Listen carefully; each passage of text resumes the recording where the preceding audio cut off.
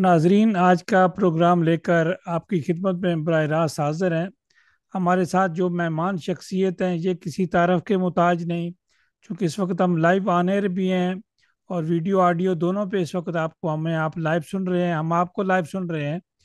तो मलिक साहब हमारी बड़ी हम्म। दिल अजीज शख्सियत हैं, बड़ी गपशप की शक्ल में इनसे प्रोग्राम होता है। हम उस तरह प्रोग्राम नहीं करते जैसे स्टूडियो में बैठे हुए हैं, लेकिन हम उनके साथ बड़ी इनकी नवाजिश है, हमारे साथ बड़े मुशफ़क़त से पेश आते हैं, टाइम देते हैं। और आप अंदाज़ा कर लें कि ये बैरिस्टर भी हैं, बाकी काम भी करते हैं। तो आपको पता है कि ये टाइम कितना मुश्किल होता है और कितना कीमती टाइम होता है। और हमें एहसास होता है बड़ी इनकी मेहरबानी, ये हमें टाइम देते हैं और खुला ही टाइम दे देते हैं जब देते हैं। बैरिस्टर साहब, आपको एक बार फिर खुश आमदीद भी कहते हैं। आप तो अब अपनी सीट पे चले गए, पाकिस्तान दफ्तर भी बैठे, पहला इंटरव्यू भी हमें दिया। आप ही के दौर में अब ये जंग शुरू होगी, हमने ये जंग जीती, आपकी हुकूमत ने ये जंग जीती। तो पहले तो इस पर आते हैं मलिक साहब। बहुत बहुत शुक्रिया राज साहब, आपका बहुत शुक्रिया। आपने हमेशा ही शफकत की है और हम आपसे सीखते हैं। और यूरोप में कोई भी बात हो तो आपकी आवाज़ उससे अलहदा नहीं रह सकती।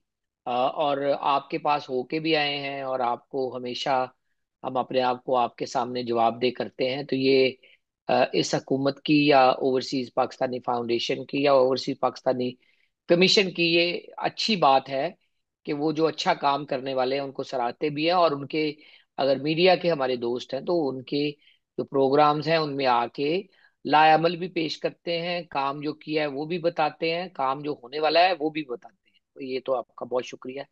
जंग की मैं सिर्फ इतना ही कहूंगा कि पाकिस्तान ने नफसियाती जो है वो बर्तरी हासिल की है भारत के ऊपर। भारत ने हठ धर्मी से पहलगाम वाक़े के ऊपर हमें मरूद इल्जाम ठहराया, जॉइंट इन्वेस्टिगेशन में जाने से इनकार किया, हमारे घर मिसाइल मारे, हमारे पर ड्रोन फेंके। जब उन्होंने टेरिटोरियल जुरिस्डिक्शन के ऊपर हमारे ऊपर हमला किया तो अपनी आज़ादी का दफा करना हर मुल्क का हक है। फिर हमने उनको एक थोड़ा सा ट्रेलर दिखाया कि भी हमारे पास भी है, और उनको समझ आ गई। और ट्रम्प साहब का शुक्रिया कि उन्होंने इसमें दरमियान में आके बड़े मुल्कों ने इसको ऑल आउट जंग से रोका। लेकिन भारत को जिस तरह S-400, जिस तरह उनके ड्रोन्स और जिस तरह उनके राफेल गिराए हैं, जिसका बरमला इजहार सदर अमेरिका ने अपनी प्रेस कॉन्फ्रेंस में भी किया है, तो वो मेरे ख्याल में बताने के लिए काफी है कि खित्ते में मिलजुल के ही रहना खित्ते के अमन के मुफाद में है। अगर आप किसी का बाजू मरोड़ेंगे तो वो शायद आगे से जवाब जो दे आपको बर्दाश्त ना हो या आप बर्दाश्त ना कर पाए।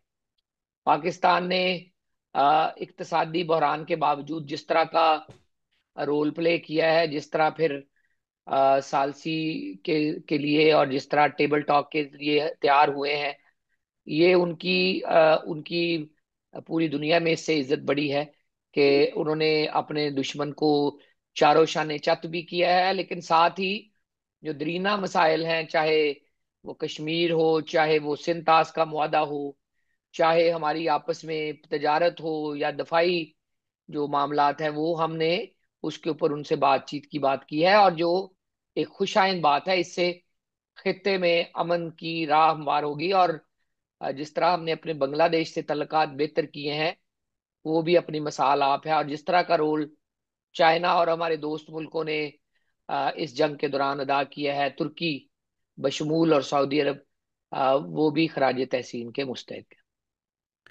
बैरिस्टर है। साहब, ये तो बात हुई, लेकिन ये साथ पानी का जो है वो नरेंद्र मोदी साहब जो है वो ये चक्कर खड़ा कर देते हैं।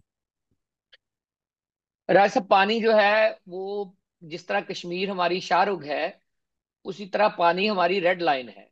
पाकिस्तान 220 230 मिलियन लोगों का मुल्क है। आप हमारा सिंतास मुआदे के जरिए आपने दरिया रख लिए कुछ, 3 दरिया, और 3 हमने रख लिए। अब आप जो आपने रखे हैं उसको आप हमारे बंद कर दें और आप अपने में हमें चोक करने की कोशिश करें, जिसके जरिए हमें पानी मिलता है। हमारी जमीनें बंजर हो जाएंगी, हम कैद साली का शिकार हो जाएंगे, और हमें एज अ मुल्क बहुत ज्यादा तंगी का सामना करने पड़ेगा। तो ये पानी जो है, जहां भी ये रोकने की कोशिश करेंगे, उसके ऊपर अगर ये सिंतास मुआदा तोड़ेंगे तो उसमें फिर, वैसे तो वर्ल्ड बैंक की सालसी है और परमानेंट कोर्ट ऑफ आर्बिट्रेशन हमने माना हुआ है कि वो हमारे मामला तय करेगी, और उनका एक दिया भी आया है कि यूनिलैटरी भारत अपना ये मुआदा तोड़ नहीं सकता। लेकिन अगर वो तोड़ेगा और हमारा पानी रोकेगा, तो ये ना हो कि हम बाकी दरिया भी उनसे वापस मांगना शुरू कर दें, और शायद ये मामला फिर जंग की तरफ जाए। इश्तियाल अच्छी चीज नहीं है। भारत इश्तियाल दिलाएगा तो पाकिस्तान इश्तियाल खाएगा, और अपने लोगों के दफा के लिए, अपने लोगों के की जरूरत के लिए पानी का बहाव जो है उसको बहाल करने के लिए शायद आर्बिट्रेशन कोर्ट ना जाए, और सीधा मामला जो है कन्फ्रंटेशन की तरफ जाए। भारत को हठधर्मी की बजाय अपने मामलात कोर्ट ऑफ आर्बिट्रेशन में रखने चाहिए अगर कोई मसला है। और जो सिंतास मुआहदा इतनी देर से चल रहा है, तो मेरे ख्याल में 65 साल मुआदे को इस तरह रद्दी की टोकरी में नहीं फेंकना चाहिए। इस तरह तो पूरी दुनिया में जग हसाई होगी। कोई भी किसी से मुआदा नहीं करेगा कि जिसकी सैंक्टिटी ना हो। और बैन अवी दुनिया के लिए भी ये एक चैलेंज है कि खित्ते में अमन के लिए भारत को ये इस चीज पे आमादा किया जाए कि जंग चीजों का हल नहीं है।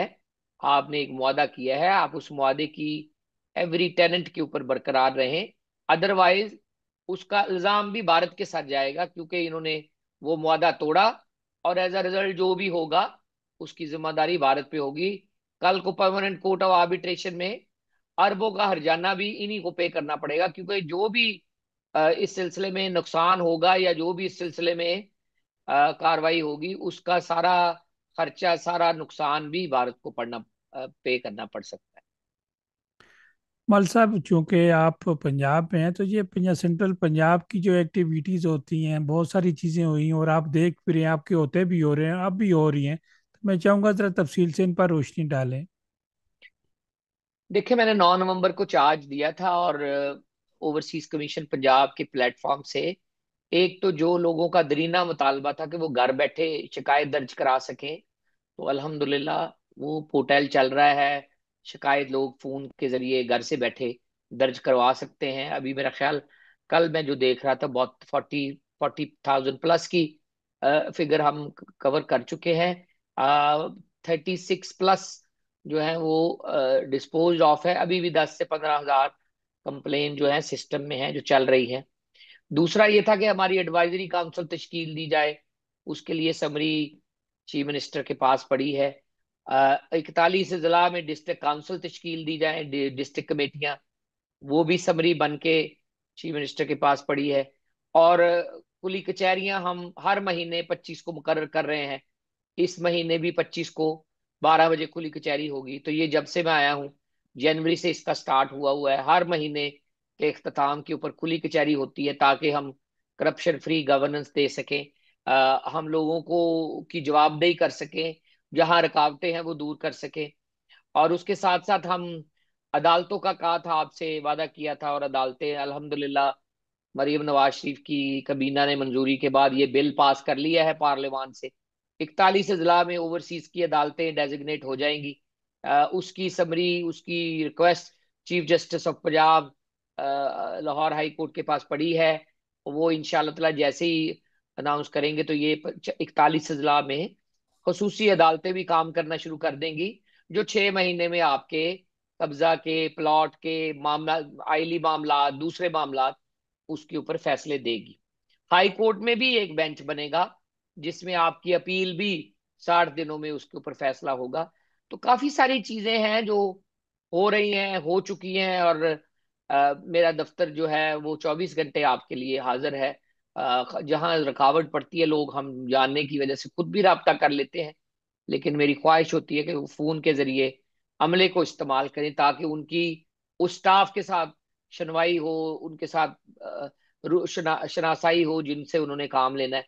लेकिन जहां रुकावट पड़े या जहां बात ना बने, तो मैं भी अपना रोल प्ले करता हूँ, इंटरफियर करता हूँ, और मेक श्योर करता हूँ कि डीलिंग ऑफिसर्स लोगों से राब्ता करें, उनको जवाबदेही करें, उनको बताएं उनका केस कहाँ है। और हम कोशिश कर रहे हैं कि नया कल्चर डेवलप करें, जिसमें लोगों को उनकी दहलीज के ऊपर इंसाफ मिले, और उसके लिए पूरी कोशिशें की जा रही हैं। बैरिस्टर साहब, हमने देखा, सोशल मीडिया पे भी देखा, वीडियोस भी, टीवी प्रोग्रामों में भी देखा कि ओवरसीज आपके पास के आपने उनको बड़ी इज्जत दी, उनको शील्ड दी, उनको अपने दफ्तर में जगह दी, सारी बातें बताई, सारा कुछ किया। और आप जो है प्रैक्टिकली काम करना चाहते हैं, बेसिकली आप है भी जो है वो बैरिस्टर है, लेकिन वो जो काम आपका, जो मैं महसूस करता हूँ कि आपको तो मिनिस्ट्री मिलनी चाहिए थी, ये बड़ी पोस्ट पे होना चाहिए था। तो ऐसे लोग जो प्रैक्टिकली काम करना चाहते हैं उन्हें हम डिप्टी डिप्टी भी बना देते हैं। तो बंदे के पास जब फुल इख्तियारात होते हैं, लोग कहते हैं जी ये काम नहीं हुआ या हो गया, बैरिस्टर साहब फोन करते हैं, जाती तौर पर करते हैं, जाती इंटरेस्ट लेते हैं। तो आपके मियां नवाज शरीफ साहब से भी अच्छे ताल्लुकात हैं, हमेशा हम देखते रहते हैं, मिलते हैं आपको। इसहाक डार साहब भी उनके अच्छे आपके ताल्लुकात हैं, उन्हें पता है आपके साथ आप काम कर रहे हैं, आपने स्पीडी काम किया। और इतने मुल्क की जो है ऑर्गेनाइजेशन को संभालना, यहाँ तो दो बंदे पार्टी के संभालना मुश्किल हो जाता है, और पूरी दुनिया में लोगों को संभालना बहुत मुश्किल काम है।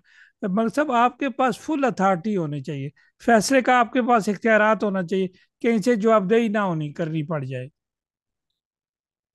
तो ये सियासत है, इसमें इस तरह की चीजें चलती रहती हैं। मेरे ख्याल में इख्तियार वही है जो आप इस्तेमाल करते हैं।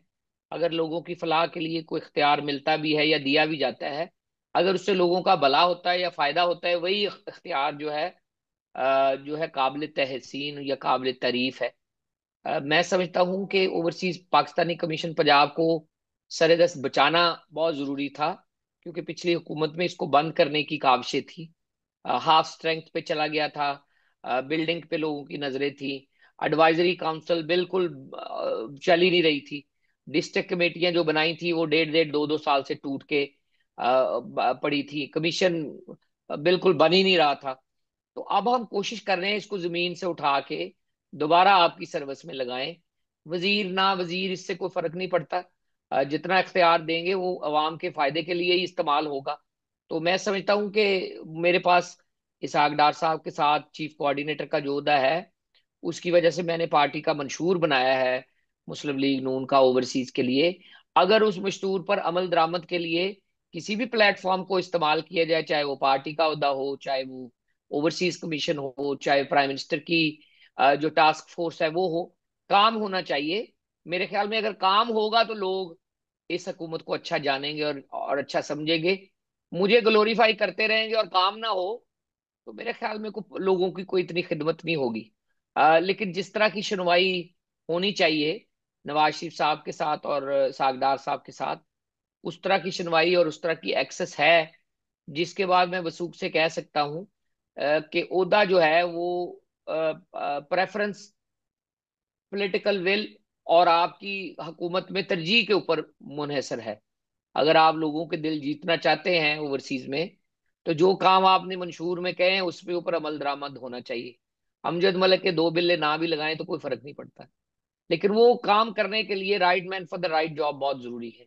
उसके लिए हमें एडवाइजरी काउंसिल चाहिए, उसके लिए हमें कमीशन में हमारे मेंबरान चाहिए, उसमें हमें 41 अजला में कमेटियां फाल करने की जरूरत है, और उसके लिए हमें एक्सेस चाहिए कि वजीर आला की जो रिपोर्ट लेती हैं वो अपने चीफ सेक्रेटरी से उस एजेंडे में, माहाना एजेंडे में लिखा होना चाहिए कि ओवरसीज का भी अपडेट किया जाए, और ओवरसीज से आने वाले सरमायाकार के वफूद, ओवरसीज से आने वाले आप लोगों के, मीडिया के और दूसरे रोल मॉडल जो पब्लिक रिप्रेजेंटेटिव है, उनके वफूद को चीफ मिनिस्टर तक एक्सेस देनी चाहिए, ताकि लोग खुश खुश आए और खुश खुश जाएं।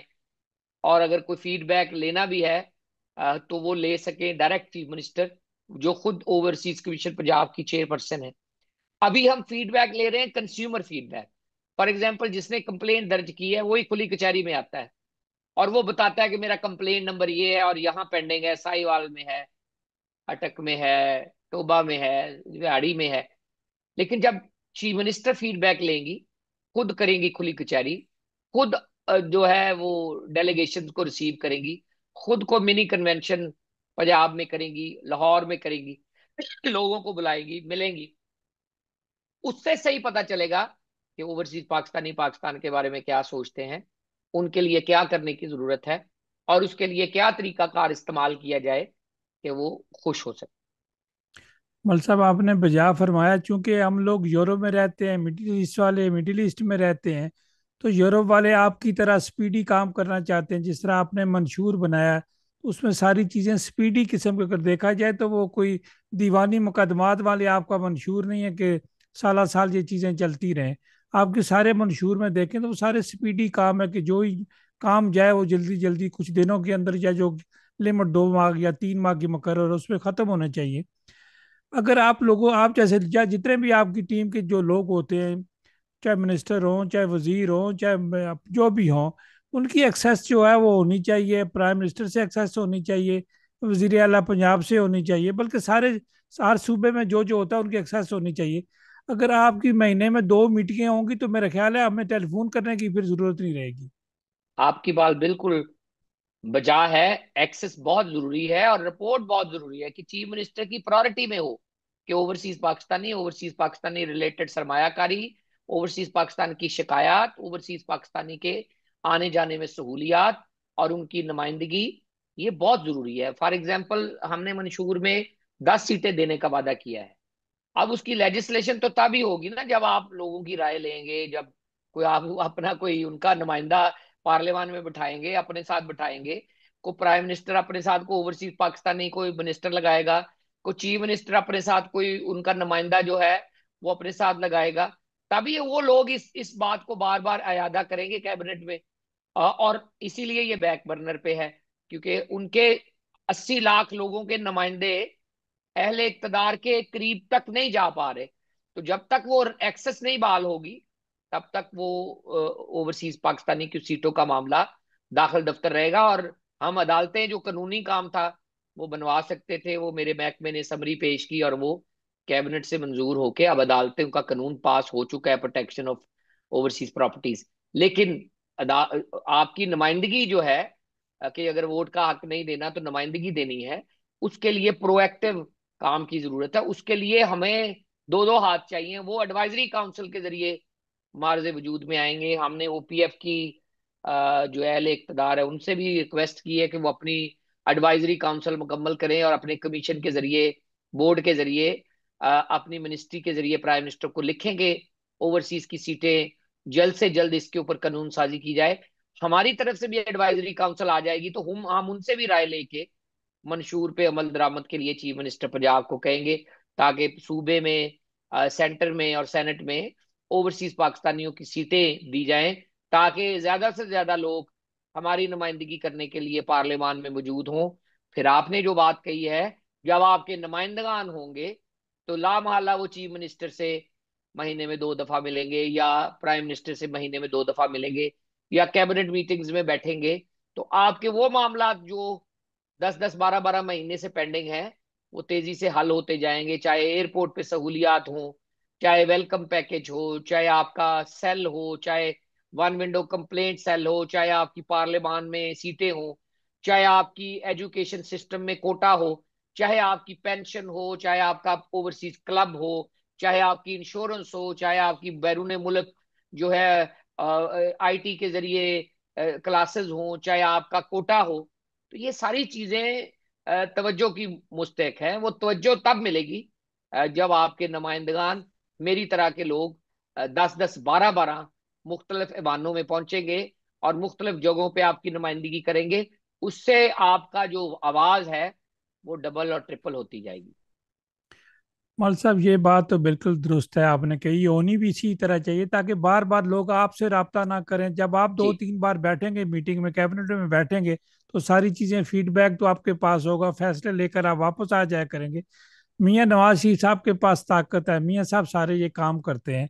अब जो मियाँ साहब ने ये जो पार्टी के हवाले से जो सर्कुलर इशू किया है, उसकी जरा वजाहत कर दें ताकि लोगों को पता चले, कंफ्यूजन है। मेरे ख्याल में कंफ्यूजन होनी नहीं चाहिए। एक तो कायदे मोहतरम सदर मुस्लिम लीग नून है, और वो ऐसा कोई भी फरमान जारी कर सकते हैं जिससे पार्टी में कोई आगे फैसला साजी में सहूलत साजी करनी हो। उन्होंने अपने सीनियर नायब सदर और सदर इंटरनेशनल अफेयर इसहाक डार साहब के जरिए ट्वीट करके एक फरमान जारी किया है कि वो पूरी दुनिया में जो यूथ विंग है, वो यूथ विंग समेत, यूथ विंग तो उन्होंने कहा है कि अब ये रिकॉन्स्टिट्यूट करें, दोबारा लगाएं, क्योंकि जाहिर है ये 15-15 20-20 साल से इसके ऊपर काम नहीं हुआ। तो अब ये ख्वाहिश ये है कि 15 से 35 साल के, 16-18 से 35 साल के लोग आए और आके जो नई जहत है, जो नया वोटर है, वो हमारे साथ राब्ता करे और रजू करे। उस सिलसिले में उन्होंने तमाम इख्तियार यूथ समेत, लेबर विंग, विमेन विंग, ताजर विंग, सोशल मीडिया, मिनॉरिटी, वो इसहाक डार साहब को इस सर्कुलर के जरिए तफवीज कर दिया है। एक तो ये। दूसरा, इसकी वजह, इसकी जरूरत इसलिए महसूस हुई कि पिछले 5 सालों से इसहाक डार साहब तंजीम साजी को बहुत क्लोज से देख रहे हैं। बीइंग अ प्रेसिडेंट उन्होंने 40 मुल्कों में बॉडी लगाई है, और जब बॉडी लगाई है तो उसमें इन 5 विंग्स को वो लगाए जा रहे हैं, यानी youth wing, women wing, minority wing, ताजर विंग, सोशल मीडिया, इनको वो कॉन्स्टिट्यूट करते वक्त उनके नुमाइंदे लगा रहे हैं पिछले 4 साल से। लेकिन कहीं कहीं जो पाकिस्तान में सदर होते हैं उस विंग के, वो भी कहीं ना कहीं अपना नुमाइंदा लगा देते हैं। अब हम में आपस में लड़ाई तो है नहीं, हमने कोशिश की है कि उनके लगाए नुमाइंदे को इज्जत दे, लेकिन इससे डुप्लीकेशन होती है। हम पूरी दुनिया में एक सदर और एक यूनिट और एक पार्टी का जो है ऑफिस और कोऑर्डिनेटर की बात कर रहे हैं। उसमें जब कोई और, जैसे लेबर विंग का आदमी 3-4 जगहों पे अपना लेबर का सदर लगा दे, जैसे यूथ विंग का जो नुमाइंदा है पाकिस्तान में, वो यूथ विंग के 8-10 जगहों पे अपना, तो वो जो इसहाक डार साहब के नीचे ड्राइव है वो अफेक्ट होती है, और उससे डुप्लीकेशन ऑफ प्रेसिडेंसी का तासुर उभरता है। या एक प्रेसिडेंट ये समझता है कि मैं तो जवाबदेह हूं, जिसने मुझे लगाया है, मैं तो दूसरे विंग को जवाबदेह नहीं हूं। तो उसमें आपस में मेल मिलाप करने में, आपस में यूनिटी ऑफ कमांड में, आपस में हदायत को की तरसील निचली सतह तक ले जाने में मसला पड़ता है। तो मेरे ख्याल में कायद का फरमान बहुत वाजे, क्लियर और कंसाइज है कि आज के बाद यूथ समेत तमाम विंग्स और तमाम तैनातियां ओवरसीज में इसहाक डार साहब का ऑफिस करेगा, और यूथ की तैनातियों में वो कायदे मोहतरम से मशवरा करेंगे। और मेरे ख्याल में इससे, इसको किसी और चीज से जोड़ना नहीं चाहिए। It is a very well drafted and communicated circular by senior vice president Ishaq Dar साहब, जो कि डेप्टी प्राइम मिनिस्टर भी हैं। तो इसके बारे में मेरे ख्याल दो राय नहीं होनी चाहिए। लोगों के पास जो एजिटेट करते हैं या करना चाहते हैं, वो अपने कायद को खत के जरिए मतला कर सकते हैं, और अपनी गुजारिशात पेश कर सकते हैं। जहां जहां बॉडी लगे, वो मुतल्लका सदर के जरिए अपने नाम अच्छे अच्छे भेज सकते हैं। यूथ को राना मशहूद साहब ने नए लोगों को, नए चेहरों को रूशनास करवाया है। हर सदर हर मुल्क में इसी तरह 18 से 35 साल के लोगों को अच्छे तरीके से इसमें इंडक्ट करवाने के लिए यूथ के तमाम नुमाइंदगान वो अपनी कार्रवाई में हिस्सा ले सकते हैं, अपने सदर के जरिए नाम भेज सकते हैं, ताकि अच्छे से अच्छे लोग इसमें शरीक हों।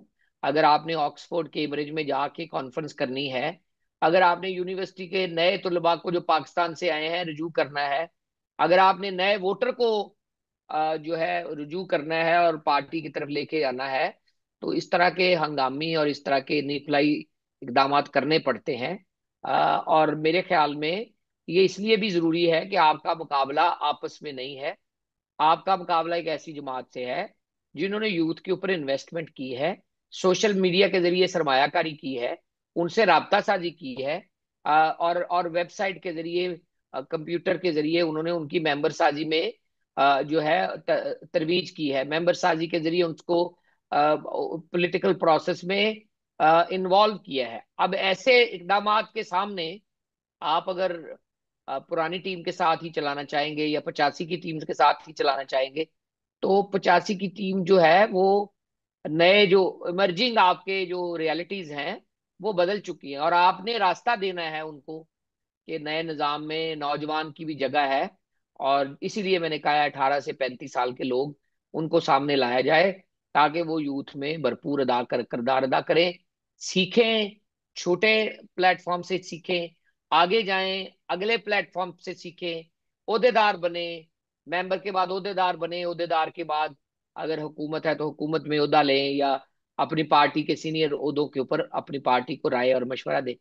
ये बहुत जरूरी है। आप यूथ के साथ बात करें, जूम मीटिंग करें, और यूथ के नुमाइंदे बैठे हों, तो आपकी यूथ को ये लगेगा कि हमें किसी ने रुजू किया है। मरियम नवाज शरीफ साहबा पूरी पंजाब में यूनिवर्सिटीज में जा रही हैं, तलबा से मुकालमा कर रही हैं, उनसे बात कर रही हैं।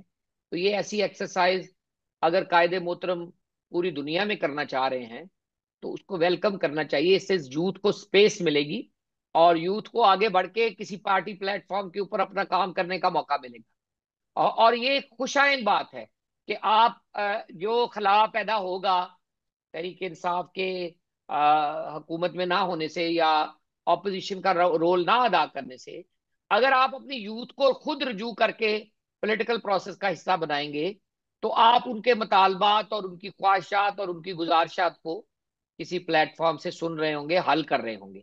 तो मेरे ख्याल में ये एक अच्छी जहत है। उसको कोई एक दो तैनातियों से नहीं जोड़ना चाहिए जो डेवलपिंग या इवॉल्व हो रही हैं।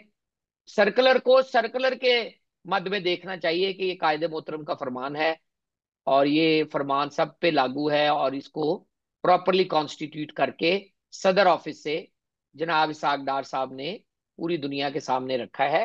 हमारा उसमें रोल इतना ही है कि हम उसको आगे कम्युनिकेट करवाएं और उसके ऊपर अमल दरामद करवाएं। और जो भी उनका फरमान है वो वेल वर्स्ड और वाइज आदमी है, 3 दफा वजीर आजम रहे हैं, आगे डिप्टी प्राइम मिनिस्टर हैं जो कम्युनिकेट कर रहे हैं। तो मेरे ख्याल में उसकी लेटर एंड स्पिरिट समझना चाहिए और लेटर एंड स्पिरिट ही उसके ऊपर अमल होना चाहिए और उस पर कोई दो राय नहीं होनी चाहिए। बैरिस्टर साहब, आखिरी सवाल आपसे डेनमार्क के हवाले से। बैरिस्टर साहब, क्या पोजीशन है इस वक्त डेनमार्क में? पार्टी पोजीशन क्या है? आप यहाँ की पार्टी को क्या आप कहेंगे? देखिए, डेनमार्क में बड़ी अरसे से तंजीम साजी की जरूरत थी जो कि इसहाक डार साहब की सरबराही में की गई है। कोशिश की गई है कि तमाम हलकों को उसमें शामिल किया जाए। हेड रोल हुए हैं, नए लोगों को लाया गया है, पुराने लोगों को इज्जत वाले ओहदे दिए गए हैं। आइडिया यही था कि ये मिलके काम करें और फरोई या छोटे छोटे इख्तलाफात को या अपनी 1.5 इंच की मस्जिद को या ना बनाएं वजह तनाज, आपस में बैठे चाय की प्याली पिए, महीनावार मीटिंग करें और जो यूरोप में या अपने मुल्क में जो मामलात हैं उसके ऊपर सीधा असल गुफ्तगू करें, मिलकर चलें। डेनमार्क बहुत छोटा सा मुल्क है और लेकिन ये है कि मुझे पिछले दिनों जूम कॉन्फ्रेंस करनी पड़ी और समझाना पड़ा कि चेयरमैन, सदर, जनरल सेक्रेटरी जो हैं वो मिलके अपने कोऑर्डिनेटर के साथ एक ग्रुप की तरह काम करें और इख्तलाफात नहीं होने चाहिए और उम्मीद भी करनी चाहिए कि ये मिलके चलेंगे, क्योंकि अगर आप ये मिलके नहीं चलेंगे तो उससे हमें नुकसान ये होगा कि जो चेंज हम लेके आए हैं वो चेंज कारगर नहीं हो जब तक ये मिलके नहीं चलेंगे। सो सीनियर जूनियर की इज्जत होनी चाहिए और नजर मकसद पे होनी चाहिए, प्रोसेस पे नहीं होनी चाहिए। ये प्रोसेस पे आपस में उलझ रहे हैं, मकसद पे नहीं उलझ रहे। तो मेरे ख्याल में मकसद यही है कि आप अपनी पार्टी, अपने मुल्क के साथ अच्छा काम करें, उनके लिए अच्छा बेहतरी करें, अपने सफारत खाने के साथ अच्छे तल्लकात रखें ताकि वो आपको इज्जत दे। आपका सफीर बहुत अच्छा आदमी है। मैं मेरे गवर्नमेंट कॉलेज के टाइम के वो आदमी हैं, मेरे जूनियर हैं गालिबन, और मेरी बड़ी अच्छी उनके साथ याद अल्लाह है और बड़े इज्जत वाले घराने से तल्लक रखते हैं। वो अच्छा काम करेंगे तो वो क्यों नहीं सराहेंगे। और आप अगर यूनिटी की आवाज लेके जाएंगे तो क्यों नहीं पा आप यहां से अच्छा काम कर सकेंगे। और अगर आप पार्टी प्लेटफॉर्म को एक्टिव रखेंगे और प्रोई और छोटी छोटी बातों से अपने आप को बचा के रखेंगे तो क्यों नहीं पार्टी डेनमार्क से एक अच्छी आवाज बना के निकलेगी। चैलेंज यही होता है, आपको 40 मुल्क हैं, कि कौन सा मुल्क अच्छा काम कर रहा है, कौन सा मुल्क है जो एक्टिविटी जनरेट कर रहा है, कौन सा मुल्क है जो ओवरसीज पाकिस्तानियों के लिए आवाज बन रहा है, और कौन सा मुल्क है जो पाकिस्तान की आवाज बन रहा है और पाकिस्तान की तरफ आने वाली चीजों का मौसर दफा कर रहा है। हम जंग से निकले हैं, जंग हुए अभी थोड़ी देर हुई है, 9 मई से इतना ज्यादा, 10 मई से टाइम नहीं है। इस दौरान में तो लोग सालों अपने आप को मुतहद रखते हैं कि हमारे अंदर कोई भी बंदा घुसना नहीं चाहिए। हमारा मुल्क जंग के दहाने पे से वापस आया है और हमें अपने मुल्क को मजीद तकवीत फराहम करनी चाहिए, मजीद सपोर्ट करनी चाहिए। कोई अच्छा काम कर सकते हैं, जरूर करें। कोई अच्छा काम सफारत खाने के साथ मिलकर कर सकते हैं, जरूर करें। कोई अच्छा काम दूसरी पार्टियों के साथ मिलकर कर सकते हैं मुल्क के मफाद में, जरूर करें। लेकिन आपस में उलझने से इज्तनाब करें। जैसे आप, मैं डेनमार्क आया था और आप उस मस्जिद मजलिस में मौजूद थे, तो मुझे कहने में कोई आर नहीं थी कि राजा साहब यहाँ बैठे हैं और राजा साहब से हम सीखते हैं। इसी तरह एमपी आपके रहे हैं सिकंदर साहब, उनसे भी सीखे, वो मेंबर पार्लियामेंट रहे हैं, पुराने हैं। और मलिक साहब के बेटे हैं, उन्होंने बचपन से अपनी पार्टी को चलते अपने घर से देखा है। तो अक्लमंद आदमी उन तमाम लोगों को, उन तमाम जो इकाइयां हैं उनको साथ लेके चलता है, ताकि उनकी पार्टी भी चलती रहे और आप मुल्क के लिए कोई काम भी कर सके। आपके पास बड़े अच्छे एक शफीक कोऑर्डिनेटर हैं स्कैंडिनेविया के, असद अयाज साहब। तो ये वो तमाम इकाइयां हैं जिनको इस्तेमाल किया जा सकता है, जिसके जरिए डेनमार्क की तंजीम अपनी कारकर्दगी बढ़ा सकती है। अब ये उनके ऊपर है। 2 साल गुजरते पता नहीं चलता। ये उनके ऊपर है कि वो जिद्दत पसंदी की तरफ जाना चाहते हैं, या इसी तरह आपस में लड़ते झगड़ते उसका नतीजा ये होगा, काम रुक जाएगा और आपस की लड़ाइयां जो हैं वो जगह बना लेंगी। तो मेरे ख्याल में लड़ाइयों की जगह भी नहीं है, टाइम भी नहीं है, और इतना टाइम भी नहीं है कि हम लड़ाइयों में उलझे रहें। बड़ा वक्त दिया, बड़ी चीज़ें हमें बताई, बहुत कुछ जो सवालात थे, बहुत कुछ जवाबात ऐसे थे, सारी चीज़ें हल हो गई हैं, जवाबात भी मिल गए हैं, पार्टी को भी बहुत सारी चीज़ों का मैसेज मिल गया है, और जो बाकी जो कानून कायदे की बातें थी वो भी मिल गई हैं। मल साहब, आपका बहुत शुक्रिया। थैंक यू राजा साहब, सलामत रहें, खुश रहें। आपके फोरम पे आके और आपके आपकी आवाज में आके मुझे हमेशा बड़ी खुशी होती है, और आपसे एक सालों का तल्लक है। और मैंने हमेशा जब भी कोई आप अच्छी आवाज उठाते हैं और जो भी आपकी कम्युनिटी के मसाइल के ऊपर कोई आप हमारी निशानदेही करते हैं, मैं हमेशा कोशिश करता हूँ कि अहले इक़्तिदार तक हुकूमत हो या ना हो, अहले इक़्तिदार तक उस बात को जरूर पहुंचाया जाए, अपने पार्टी की प्लेटफॉर्म पे उसको जरूर ले जाया जाए। और मुझे बड़ी खुशी है कि हमारा ये मोहब्बत का, शफकत का सिलसिला चल रहा है, और असलूब के साथ हम इसको निभा भी रहे हैं। खुश इंशाल्लाह। रहें जहां भी रहें, और इसी तरह लोगों में अच्छाइयाँ और खुशी बांटते रहें। बहुत शुक्रिया।